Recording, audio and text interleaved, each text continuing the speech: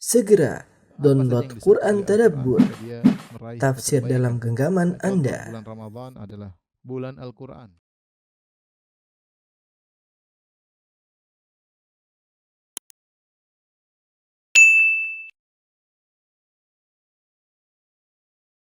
Bismillahirrahmanirrahim. Assalamualaikum warahmatullahi wabarakatuh.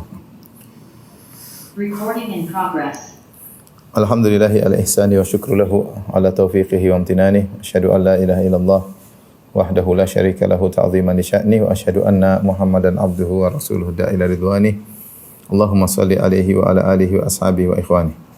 Kita melanjutkan pembahasan kita dari kitab Sahih Al-Bukhari, masih dalam kitab Ad-Da'awat, dan kita masuk pada bab yang kelima, bab ad-dhaja' ala syaqqil ayman, yaitu bab tentang berbaring di atas lambung kanan, ya, atau tidur miring di atas lambung kanan. Mulai bab kelima dan seterusnya, Al-Imam Al-Bukhari rahimahullahu taala menyebutkan, ya, adab-adab tentang tidur, adab-adab tentang tidur, dan kemudian juga doa ketika hendak tidur. Adapun hadis yang kelima, Al-Imam Al-Bukhari berkata, atau bab kelima, hadis ke-6310, Al-Imam Al-Bukhari berkata, qala haddatsana Abdullah bin Muhammad, qala haddatsana Hisham bin Yusuf, qala akhbarana Ma'mar an Az-Zuhri an Urwah an Aisyah radhiyallahu ta'ala anha, dari Aisyah radhiyallahu ta'ala anha,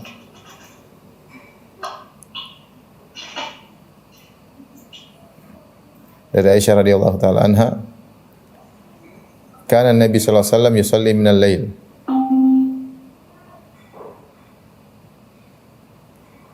Adalah Nabi sallallahu alaihi wasallam salat malam 11 rakaat. Rasulullah SAW salat malam 11 rakaat. Fa idza tala al-fajru shalla rak'ataini khafifataini. Jika telah tiba azan subuh, yaitu terbit fajar, Rasulullah SAW kemudian salat 2 rakaat yang ringan. Thumma taja'a ala shiqqihil ayman hatta yaji'al muadzin fayu'adzinahu. Maka setelah itu Rasulullah SAW pun berbaring di atas lambung kanan beliau sampai datang muadzin untuk memberi tahu kepada beliau sudah tiba waktu salat, yaitu iqamat. Hadis ini menjelaskan kebiasaan Nabi sallallahu alaihi wasallam adalah salat malam 11 rakaat, dan salat beliau di penghujung malam, makanya akhir salat beliau ketika menjelang fajar. Fa idza tala al-fajru, ketika terbit fajar, beliau pun salat segera langsung 2 rakaat sebelum subuh, yaitu rakaatil fajar, dan salatnya dengan 2 rakaat yang ringan, rak'ataini khafifataini. 2 rakaat yang ringan, yang 2 rakaat yang ringan ini pahalanya sangat besar, sebagaimana sabda Nabi sallallahu alaihi wasallam, rak'atul fajri khairum minad dunya wa ma fiha. 2 rakaat sebelum subuh lebih baik daripada dunia dan seisinya. Setelah salat 2 rakaat sebelum subuh, kemudian Rasulullah SAW berbaring, yaitu tidur, berbaring di atas lambung kanan beliau, ya, menunggu iqamat. Ketika datang iqamat, maka muadzin datang kasih tahu bahwasanya sudah tiba saat salat. Baru kemudian Rasulullah SAW bangkit untuk salat. Imam Bukhari membawakan hadis ini tentang masalah tidur. Adab di antara adab tidur adalah berbaring di miring di atas lambung kanan. Tetapi kebetulan hadis ini terkait dengan istirahat setelah salat 2 rakaat sebelum subuh. Maka khilaf di kalangan para ulama tentang hukum berbaring ini setelah salat 2 rakaat setelah subuh, sebelum salat subuh. Jadi jeda antara 2 rakaat sebelum subuh dengan salat subuh diisi dengan berbaring di atas lambung kanan. Bagaimana hukum perbuatan ini? Maka sebagian ulama berpendapat hukumnya sunnah secara mutlak. Ya, pokoknya kalau habis 2 rakaat setelah 2 rakaat sebelum subuh, seorang berbaring. Ada yang mengatakan sunnah bagi orang yang salat malam, dia butuh istirahat. Sebagaimana Nabi sallallahu alaihi wasallam salat panjang, kemudian begitu adzan Rasulullah SAW salat 2 rakaat ringan, maksudnya cepat, kemudian Rasulullah SAW berbaring karena letih. Dengan demikian nanti ketika muadzin iqamat, beliau lebih segar untuk salat, ya. Tentunya dengan syarat seorang tidak ketiduran melakukan tidur ringan ini. Ini memperinci. Jadi kalau yang salat malam silakan tidur. Yang tidak salat malam tidak perlu. Yang tidak salat malam tidak perlu berbaring terus karena dia tidak letih. Dia tidak letih.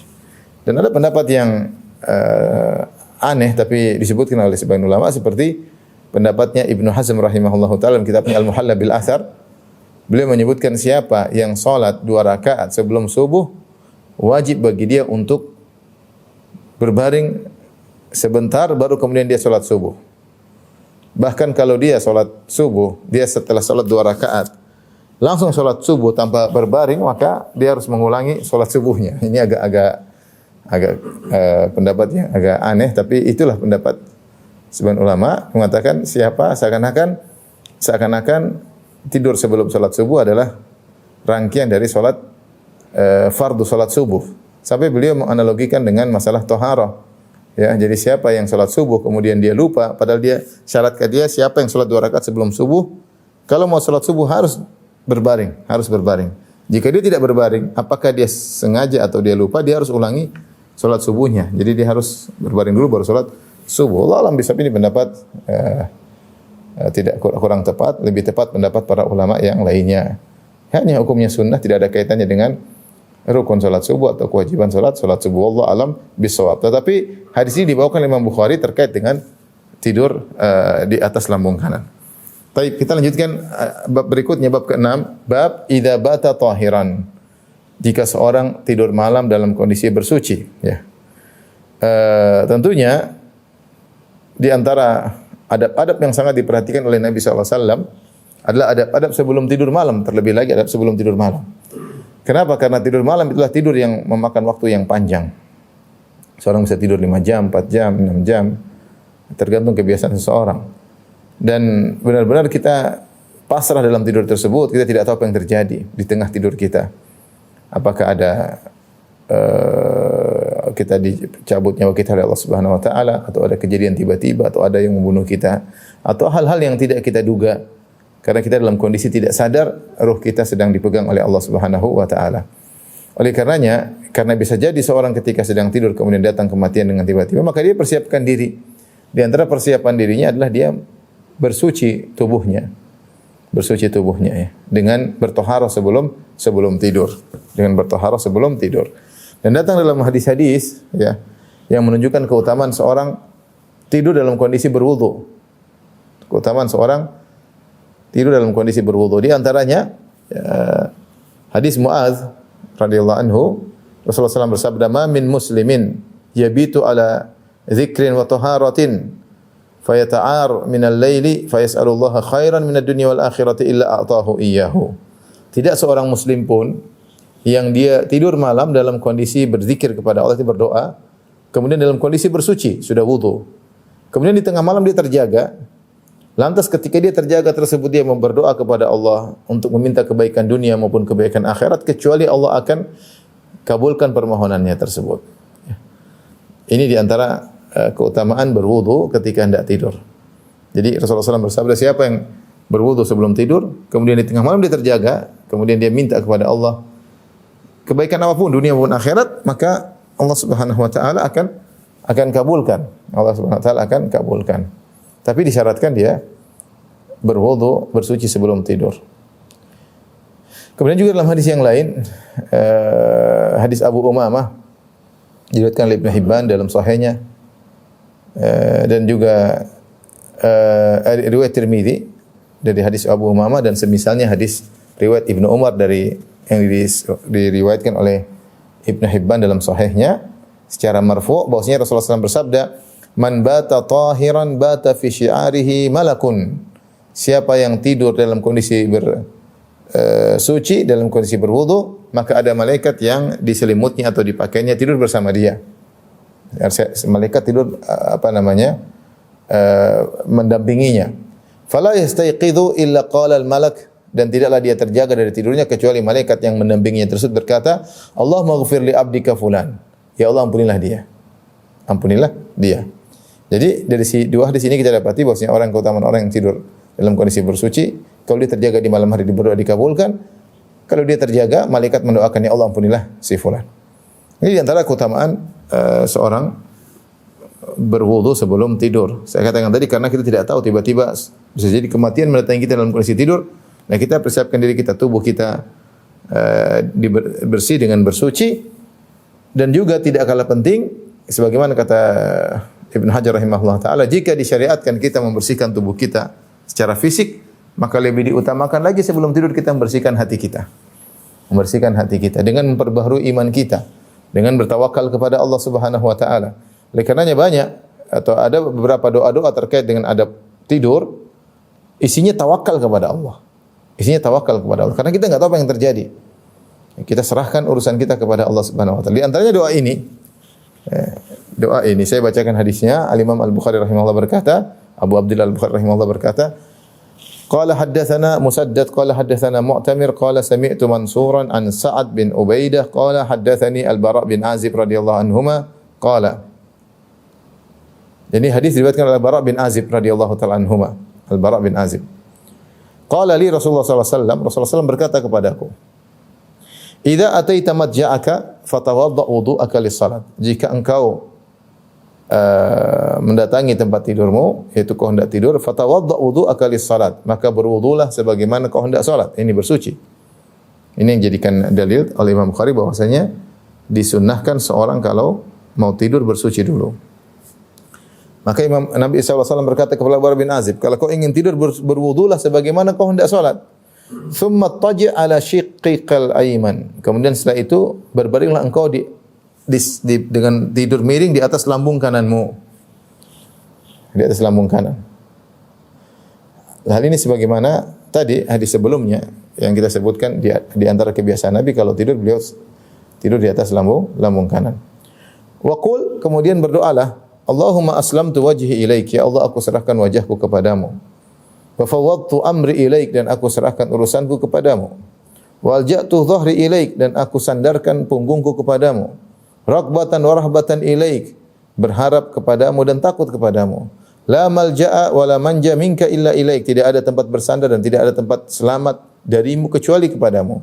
Amantu bi kitabika alladhi anzalt, aku beriman kepada kitabmu yang kau turunkan. Wa bi nabiyyika alladhi arsalt, dan aku beriman kepada nabimu yang kau utus.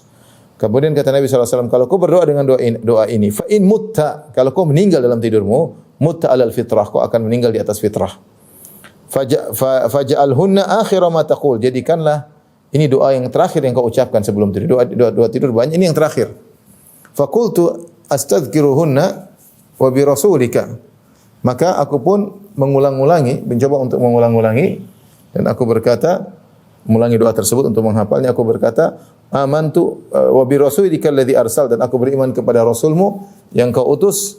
Maka Nabi SAW berkata, la wa bi nabiyyika alladhi arsalt, jangan kau rubah, tetap aja kau katakan wa bi nabiyyika alladhi arsalt, dengan nabimu yang kau utus. Taib, ada beberapa faedah dari hadis ini. Yang pertama, tadi kita sebutkan kalau orang mau tidur maka hendaknya berwudu. Yang kedua, setelah dia berwudu, kemudian dia berbaring di atas lambung kanan. Ya, tentunya, kenapa berbaring di atas lambung kanan? Kita bilang sunnah Nabi demikian. Kita tidak tahu apa di balik ini. Namun meskipun kita dapati perkataan, saya tadi sempat baca juga perkataan sebagian dokter bahwasanya tidur di lambung kanan ini baik bagi orang terutama yang ada gangguan jantung. Allah alam, ini kembali kepada ilmu kedokteran. Tapi kalau disebutkan oleh para syurahul hadis zaman dahulu, zamannya Ibnu Hajar rahimahullah, ya, mereka menyebutkan, para ulama di zaman tersebut mengatakan bahwasanya mereka hanya mengatakan secara global, ya. Ya, mereka mengatakan, misalnya Ibnu Jauzi mengatakan ketika seorang tidur di atas lambung kanan, ini adalah kondisi yang dinasihatkan oleh para tabib ketika itu bahwasanya lebih baik bagi tubuh. Namun tidak dijelaskan secara detail, ya. Tidak seperti dokter-dokter zaman sekarang. Kemudian yang disebutkan oleh Ibnu Hajar, sebagaimana juga diikuti oleh Syekh Ibnu Utsaimin rahimahullah, annahu asra'u ilal intibah, itu mudah orang terjaga, ya, sehingga dia tidak tidur terlalu pulas sehingga tidak bangun malam, ya. Kenapa? Karena jantung berada di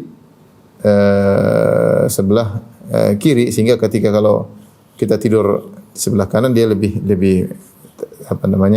tidak langsung kesandar di bawah, ya, sehingga ketika ada sesuatu dia cepat mudah bangun. Ini perkataan mereka tentunya. Allah alam bisawab, ini sekedar mencoba mencari hikmah di balik kondisi Nabi sallallahu alaihi wasallam yang tidur di atas lambung kanan, ya. Tidak disyaratkan harus selalu demikian. Artinya seorang membuka tidurnya dengan sebab. Kalau di tengah-tengah dia tidak sadar, dia terbaring, dia berbalik ya.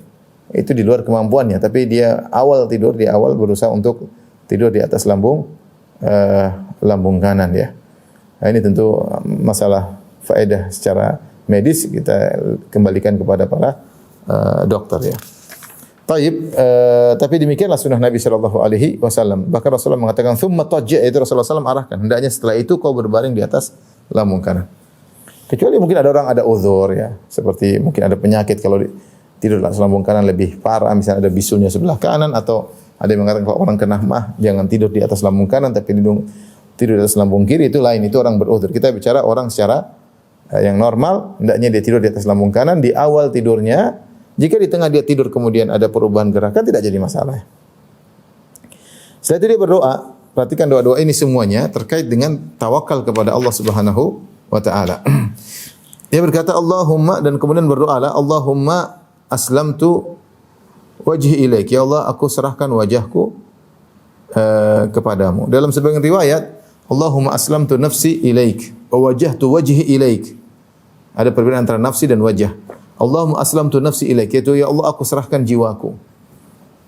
Terus aku serahkan jasadku, aku serahkan ruhku kepadamu. Ya. Dalam doa yang lain Nabi sallallahu alaihi wasallam berkata, mengajarkan doa, in amsaktaha faghfir laha wa in arsaltaha fahfadha bima tahfadhu bihi ibadaka shalihin. Ya Allah, jika jiwaku, ruhku Engkau tahan, artinya Kau tidak kembalikan lagi sehingga aku meninggal dunia, maka ampunilah jiwaku tersebut. Dan jika Engkau kembalikan jiwaku, maka jagalah jiwaku tersebut sebagaimana Engkau menjaga orang-orang yang hamba-hambamu yang soleh. Artinya saya menyerahkan jiwaku kepadamu. Ya. Jiwaku, badanku, nafsi, saya serahkan kepadamu. Ya. Yaitu agar Allah Subhanahu Wa Taala menjaga jiwa kita ketika kita berdoa. Allahumma aslamtu nafsi ilaik wa wajjahtu wajhi ilaik, dan aku arahkan wajahku kepadamu. Kata Ibnu Hajar rahimahullah, yang dimaksud dengan mengarahkan wajah kepada Engkau itu aku ikhlas. Aku mengarahkan maksudku hanya kepadamu, yaitu bahwasanya aku berlepas diri daripada kemunafikan. Aku berlepas diri daripada riya. Bahwasanya tujuanku, hatiku hanya tertuju kepadamu. Ini wa wajjahtu wajhi ilaik. Ya. Kemudian setelah itu wa fawwadtu amri ilaik, dan aku memasrahkan urusanku kepadamu. Ada urusan yang sedang aku hadapi, ada urusan yang sedang aku hadapi. Ya, kalau sudah meninggal mau apain lagi? Urusan sama istri, urusan terhadap anak-anak, urusan terhadap orang tua. Banyak urusan kita. Kalau tidak meninggal itu enggak usah apa-apa. Maka kita pasrahkan kepada Allah. Wa fawwadtu amri ilaik. Ya aku serahkan urusanku kepadamu. Urusanku banyak ya Allah. Dalam tidur urusanku, dalam tidurku urusanku, dalam mimpiku, urusanku yang terkait dengan keluarga aku, urusan tentang pekerjaanku. Wa fawwadtu amri ilaik. Karena kita enggak tahu kita masih bisa bangun lagi atau tidak. Ini di antara bentuk pernyataan tawakal kepada Allah. Kenapa? Karena kita sudah enggak bisa apa-apa lagi. Kita tidak bisa mengatur itu semuanya. Engkau yang mengatur segalanya. Kalau tidur siapa yang mengurusin? Tidur enggak bisa apa-apa. Apalagi kalau kita meninggal dunia, siapa yang mengurusin? Tidur ruh kita sedang terlepas dari tidak bisa kita kuasai, tidak bisa kita kontrol. Oleh karenanya sangat tepat ketika kita tidur kita berkata wa fawwadtu amri ilaik. Aku pasrahkan segala urusanku kepadamu. Kemudian wa alja'tu dhahri ilaik. Wal ja'tu dhari, aku sandarkan punggungku kepadamu ya. Kata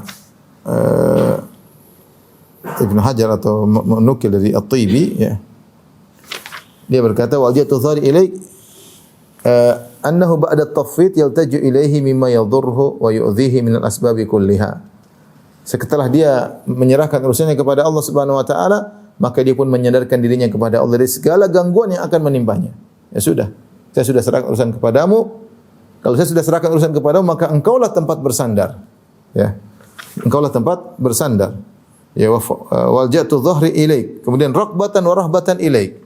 Rakbah, aku berharap karuniamu, aku berharap ampunanmu, aku berharap petunjukmu, raghbah yaitu berharap kepadamu. Kemudian rahbah, dan aku juga takut kepadamu, takut kepada siksaanmu, takut kepada akibat dampak dosa-dosaku yang aku lakukan, ya. Takut dengan kondisiku pada hari kiamat akibat dosa-dosaku, ya. Ya. Seperti perkataan para nabi, inni akhafu in asaitu rabbi adzaba yaumin azim. Aku takut kepada Rabbku, ya, jika aku bermaksiat kepadanya, azab yang akan menimpa pada hari yang dahsyat. Subhanallah, perkataan yang kalau kita baca sebelum tidur dengan perenungan maka luar biasa, ya. Raghbatan wa rahbatan ila, aku berharap karuniamu, aku berharap ampunanmu, aku berharap surgamu. Aku tidak tahu apa yang terjadi kalau aku tidur sekarang ini, ya. Dan aku takut kepadamu, aku takut dengan siksamu. Makanya di antara doa sebelum tidur juga, Allahumma qini adzabak yauma tab'atsu ibadak. Ya Allah, jagalah diriku dari azabmu di hari di mana engkau bangkitkan hamba-hambamu. Ya, karena kita enggak tahu kita setelah ini masih hidup atau tidak, ya.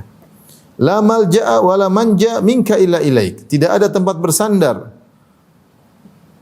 darimu kecuali kepadamu, wa la manja, dan tidak ada tempat selamat darimu kecuali kepadamu.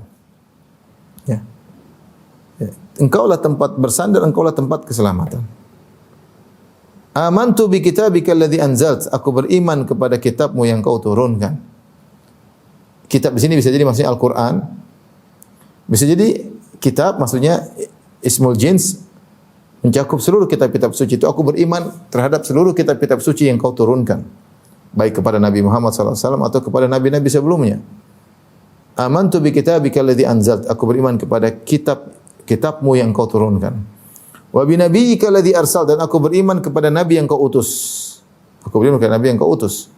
Kemudian kata Nabi SAW, fa in mutta, kalau kau meninggal setelah kau bersuci, setelah engkau berdoa dengan doa-doa menunjukkan tawakal tersebut, dan kau meninggal mutta alal fitrah, maka kau akan meninggal di atas fitrah. Karena kemungkinan orang tidur belum tentu bisa bangun, tidak jamin.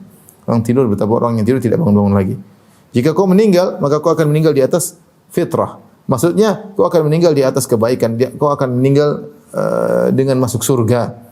Dalam riwayat yang lain, hadis riwayat Ahmad, Nabi mengatakan kalau kau meninggal, kalau dia meninggal setelah mengucapkan ini, bunya lahu baitun fil jannah, akan dibangunkan baginya istana di surga. Ya.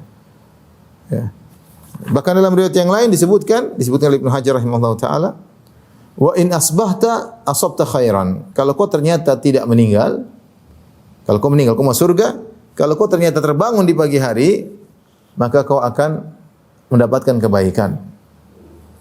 Ya, dalam riwayat yang lain, wa in asbaha asaba khairan. Jika dia bangun di pagi hari, maka dia akan mendapatkan kebaikan, yaitu dia akan mendapatkan salahan fil mal wa ziyadatan fil a'mal. Dia akan mendapatkan kebaikan pada hartanya, dalam harta dan juga dalam amal solehnya.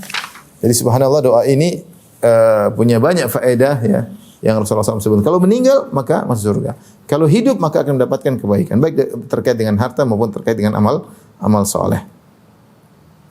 Kemudian Rasulullah SAW mengatakan, faj'alhunna akhira ma taqul. Jadikanlah doa yang terakhir. Seakan-akan kalau kita seorang membaca doa-doa zikir sebelum tidur, ya, seperti bismika amutu wa ahya, atau Allahumma qini adzabak yauma tab'atsu ibadak, ya, doa-doa, maka jadikanlah doa ini yang terakhir. Karena Rasulullah SAW mengatakan faj'alhunna akhira ma taqul. Jadikanlah doa ini adalah doa yang paling terakhir kau baca sebelum tidur. Faqultu astadhkiruhunna, kata Al-Bara' bin Azib yang mendengar atau diwasiatkan oleh Nabi untuk baca doa ini, dia mengatakan aku mulai mengingat-ingat doa tersebut, kan begitu luas apa faedahnya. Aku mulai mengulang-ulang doa tersebut, namun aku salah. Aku berkata di akhir doa harusnya amantu bi kitabika alladhi anzalt, aku beriman dengan kitabmu yang engkau turunkan, wa bi nabiyyika alladhi arsal, dan aku beriman kepada nabimu yang kau utus. Tapi aku tidak mengatakan aku beriman kepada nabimu yang kau utus, tapi aku berkata aku beriman kepada rasulmu yang kau utus. Wa bi rasulika alladhi arsalt. Aku rubah, yaitu Al-Bara' bin Azib merubah kata nabi menjadi kata rasul. Harusnya bi nabiyyika alladhi arsalt, dia ganti dengan bi rasulika alladhi arsalt. Jadi nabi diganti dengan kata rasul. Maka kata Nabi SAW, la, jangan kau ganti. Wa bi nabiyyika alladhi arsalt, sesuai seperti yang aku ajarkan. yaitu ucapkanlah wa binabiyyika alladzi arsalt, aku beriman kepada nabimu yang engkau utus, ya. Baik. Para ulama menyebutkan, ya, faedah dari ketika Nabi menegur Al-Bara' bin Azib agar tidak merubah lafal doanya, ya, maka di antara hikmahnya bahwasanya doa-doa yang diajarkan, lafal doa-doa Nabi SAW tentu punya hikmah tertentu, punya rahasia tertentu yang kita tidak tahu. Maka kita berusaha untuk berdoa seperti itu. Ya, saya bacakan, ya, kata Ibnu Hajar rahimahullah taala setelah dia menyebutkan pendapat ulama tentang kenapa Nabi SAW menyuruh Al-Bara' bin Azib agar tidak merubah lafal doanya, beliau berkata, wa aula ma qila fil hikmah fi raddihi sallallahu alaihi wasallam ala man qala ar-rasul badalan nabi. Dan lebih yang pendapat yang paling utama tentang hikmah kenapa Rasulullah SAW membetulkan, mengkoreksi Al-Bara' bin Azib yang merubah lafal Nabi kepada lafal Rasul, anna alfadzal adhkari tauqifiyah. Bahwasanya lafal-lafal zikir adalah tauqifiyah. Itu tidak terima jadi, namanya tauqifiyah, terima jadi. Paket begitu saja yang dirubah-rubah. Walaha khasaisu, dan lafal doa yang diajarkan Nabi sallallahu alaihi wasallam memiliki keistimewaan wa asrar dan rahasia-rahasia la yadkhuluhal qiyas, yang tidak bisa diotak-atik dengan qiyas. Fatajibul muhafazatu ala lafdhil ladzi waradat bihi, maka wajib untuk menjaga doa Nabi sebagaimana yang diriwayatkan. Wa hadha ikhtiyarul Maziri, dan ini adalah pilihan dari Al-Maziri. Intinya Ibnu Hajar memilih pendapat ini. Kenapa Rasulullah SAW menegur atau mengoreksi Al-Bara' bin Azib, yang Al-Bara' bin Azib radhiyallahu anhu yang merubah lafal Nabi menjadi lafal Rasul? Kata Rasulullah, jangan. Kata Ibnu Hajar bahwasanya karena lafal doa Nabi itu harus sesuai dengan datangnya. Dia tauqifiyah, itu terima paket jadi. Karena di balik lafal tersebut ada rahasia, ada hikmah, ya. Kemudian juga di antara faedah, ya, sebelum dikatakan oleh Al-Maziri, dia mengatakan wa qad yata'allaqul jazaa'u bitilkal hurufi wa la'allahu uhiya ilaihi bihadhil kalimat fayata'ayyanu ada'uha bihurufiha. Bisa jadi di antara faedah kita mendapat pahala dengan membaca lafal doa tersebut dengan huruf yang telah diwahyukan kepada Nabi sallallahu alaihi wasallam. Maka jangan diotak-atik. Karena kalau diotak-atik maka pahalanya mungkin bisa hilang atau berkurang. Oleh karenanya balasan atau balasan dari doa ini yang Rasulullah SAW ini, siapa yang baca doa ini maka begini terkait dengan lafal doa tersebut. Maka jangan diotak-atik. Syekh Utsaimin rahimahullah taala berusaha untuk menjelaskan perbedaan antara amantu bi kitabika wa bi nabiyyika alladzi arsalt dengan lafal wa bi rasulika alladzi arsalt. Adapun lafal doa yang diajarkan oleh Nabi, wa bi nabiyyika alladzi arsalt, aku beriman kepada nabimu yang kau utus. Adapun lafal yang dibuat oleh Al-Bara' bin Azib dengan aku beriman kepada Rasul yang engkau utus. Maka Syekh Utsaimin rahimahullah menjelaskan beda antara Nabi dengan Rasul. Kalau Nabi pasti manusia, adapun Rasul umum. Ada Rasul dari kalangan manusia, ada Rasul dari kalangan malaikat. Tentu beda, ya. Padahal mungkin maksud Nabi adalah aku beriman kepada Rasul itu Muhammad sallallahu alaihi wasallam. Tentu ada beda dengan Nabi dengan Rasul. Secara umum ada perbedaan antara Nabi dan Rasul, ada para ulama khilaf tentang perbedaan Nabi dan Rasul. Tapi Nabi itu lebih spesifik hanya untuk manusia. Adapun Rasul bisa untuk Nabi dan bisa untuk malaikat. Kata Allah Subhanahu wa taala, Allahu yastafi minal malaikati rusulan wa minan nas. Allah memilih dari kalangan para malaikat ada yang menjadi rasul dan dari kalangan manusia ada yang menjadi rasul, ya, sehingga jangan dirubah Nabi menjadi rasul, ya. Seperti itu, ya. Kemudian di antara perbedaan, tidak semua Nabi adalah rasul dan setiap rasul pasti seorang nabi. Tapi intinya kita berusaha menjaga lafal doa Nabi SAW karena yang diajarkan Nabi itu pasti ada rahasia di balik itu, ya. Jadi dia berusaha hafalkan doa Nabi sebagaimana datang yang Rasulullah SAW ajarkan, ya. Ini ada keberkahan di balik doa Nabi, dan hadis ini meriwayat mengajarkan kepada kita untuk perhatian terhadap doa-doa yang diajarkan Nabi, bukan doa-doa karangan manusia. Karena doa-doa karangan manusia tidak jelas keutamaannya apa di balik itu. Paling-paling ada yang bilang, saya baca doa seperti ini diajarkan oleh syekh ini maka faedahnya gini. Tidak jelas. Itu mungkin kebetulan atau karena sebab-sebab yang lain, kita enggak tahu. Tapi kalau doa-doa Nabi sudah jelas, baca doa gini hasilnya begini. Maka tentunya mempertahankan doa Nabi lebih baik daripada doa karangan sendiri. Ya, kalau kita bisa berdoa dengan doa-doa yang diajarkan Nabi itu yang terbaik. Kecuali ada doa-doa yang mungkin tidak bisa kita ungkapkan, kita ungkapkan bahasa kita, enggak ada masalah. Tapi kalau ada pilihan antara doa yang diajarkan Nabi dengan doa selain diajarkan Nabi, tentu kita pilih doa yang diajarkan Nabi sallallahu alaihi wasallam karena doa-doa Nabi penuh rahasia dan penuh hikmah.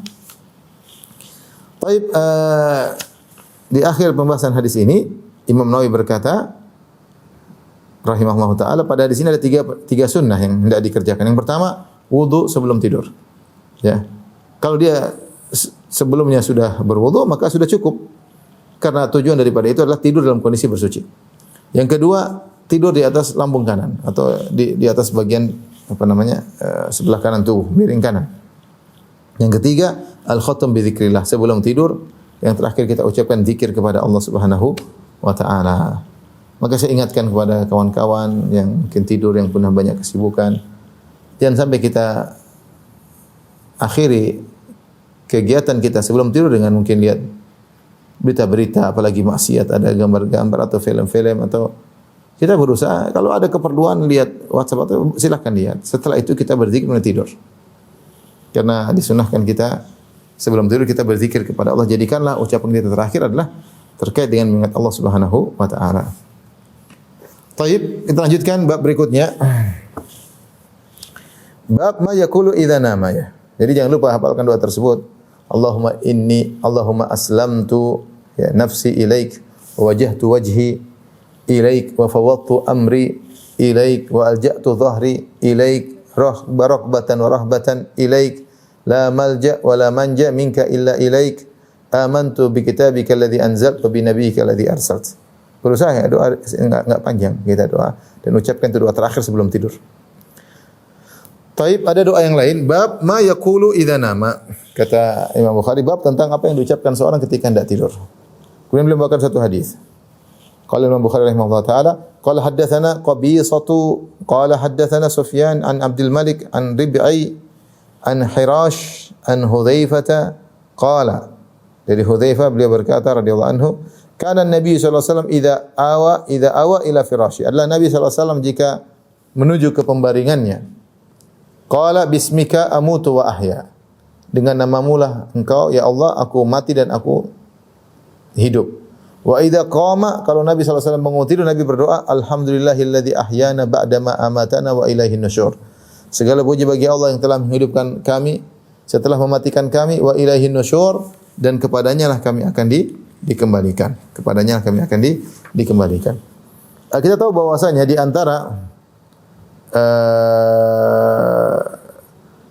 antara nama daripada tidur adalah kematian atau wafat. Allah berfirman, Allahu yatawaffal anfusa hina mautiha wallati lam tamut fi manamiha. Ya, Allah yatawaffal anfus, yaitu mewafatkan jiwa-jiwa ketika meninggal atau ketika sedang tidur. Jadi tidur disebut dengan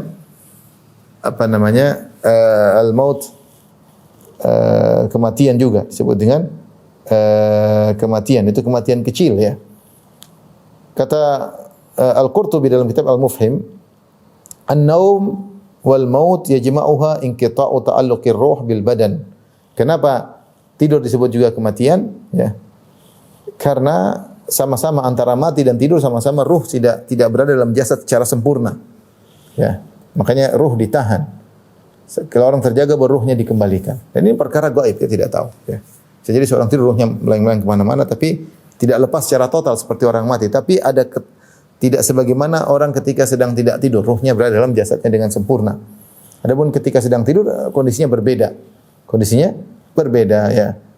Ada sedikit keterlepasan antara ruh dengan jasad sebagaimana mirip kematian. Oleh karena di situ Al-Qurtubi mengatakan makanya tidur disebut juga dengan mati. Makanya ketika Rasulullah SAW ditanya, apakah penghuni surga tidur? Kata Nabi SAW, an-naumu akhul maut. Sungguhnya tidur adalah teman atau saudara kematian ya, saudara kematian. Makanya ketika seorang hendak tidur dia berkata bismika amutu, ya Allah dengan nama Engkau lah aku mati, maksudnya aku tidur. Wa ahya, dan dengan Engkau lah aku hidup atau aku terjaga ya. Ini kita bisa manakan secara zahir, yaitu aku mati karena Engkau dan aku bangun juga dengan Engkau. Namun maksud di sini zahirnya karena ini berbicara tentang tidur, maka bismika amutu maksudnya dengan menyebut nama Engkau aku tidur. wa ahya, dan aku terjaga. Ya sekarang orang mengatakan bismillah. Mau tidur bilang apa? Bismillah. Tapi dengan doa bismika amutu wa ahya. Ya Allah, aku dengan nama Engkau, aku amutu itu aku tidur, wa ahya itu aku terjaga. Kemudian ketika terbangun dari tidur, maka baca doa yang lain, alhamdulillahilladzi ahyana ba'dama amatana. Segala puji bagi Allah yang menghidupkan kita kembali setelah mematikan kita, maksudnya setelah mendudukkan kita. Wa ilaihin nusyur, dan kepadanya kita akan kembali, subhanallah. Demikianlah kita tidur, kemudian kita bangun. Suatu saat kita mati beneran, kemudian kita bangun di hari kebangkitan. Ini ada contoh, kita tidur kita bangun, tidur kita bangun. Mati adalah tidur adalah mati kecil, kemudian kita bangun. Setiap hari kita menjalani demikian. Suatu saat kita tidur atau kita mati tidak bangun-bangun, tidak bangun kecuali pada hari kebangkitan, hari di mana kita dikembalikan oleh Allah Subhanahu wa taala kepada Allah Subhanahu wa taala, dikeluarkan dari kuburan menuju Allah Subhanahu wa taala. Baik, hadis berikutnya. Qala hadatsana Sa'id bin Rabi' wa Muhammad bin Ar'arah qala, mereka berdua berkata, hadatsana Syu'bah an Abi Ishaq sami'tu Al-Bara' bin Azib anna Nabi sallallahu alaihi wasallam amara rajulan. Dari Bara' bin Azib, beliau berkata Rasulullah SAW memerintahkan seorang.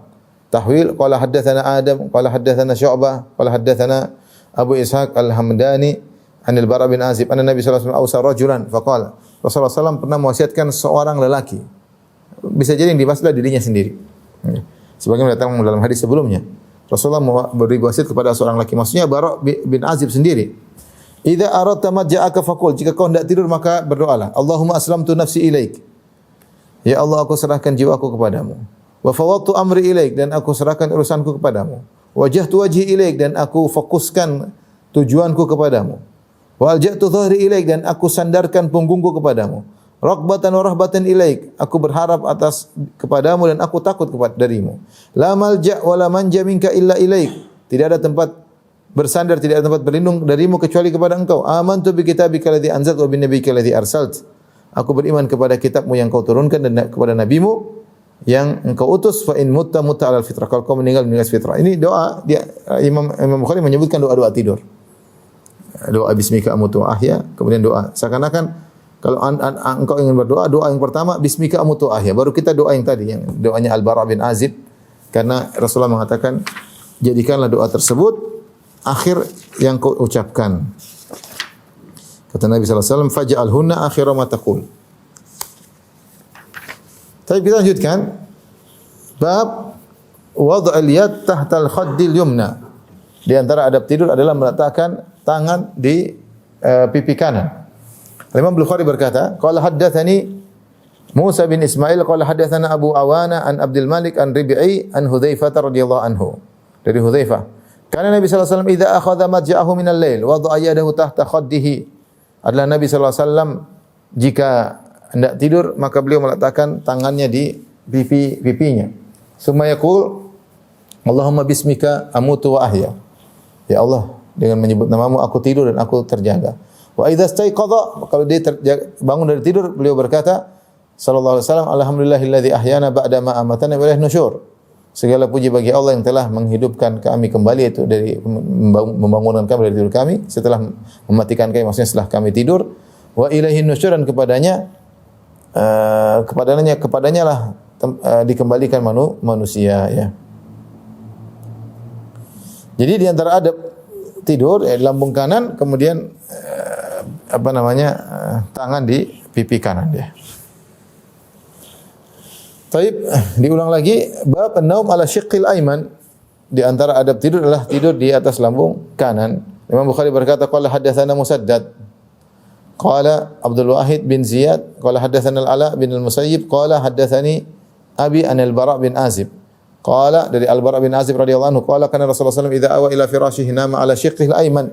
Rasulullah sallallahu kalau hendak tidur maka beliau tidur di atas lambung kanannya. Tsumma qala Allahumma aslamtu nafsi ilaik. Kemudian beliau berdoa, ya Allah, aku serahkan jiwaku kepadamu. Wajjahtu wajhi ilaik, dan aku fokuskan maksudku kepada Engkau. Wa fawwadtu amri ilaik, aku serahkan urusanku kepadamu. Wa alja'tu dhahri ilaik, aku sandarkan punggungku kepadamu. Raqbatan wa rahbatan ilaik, aku berharap dan aku takut kepadamu. La malja'a wa la manja minka illa ilaik, tidak ada tempat berlindung, tidak ada tempat keselamatan kecuali dari kepada Engkau. Amantu bi kitabika alladhi anzalt, aku beriman kepada kitabmu yang kau turunkan, wa bi nabiyyika alladhi arsalt, dan kepada nabimu yang kau utus.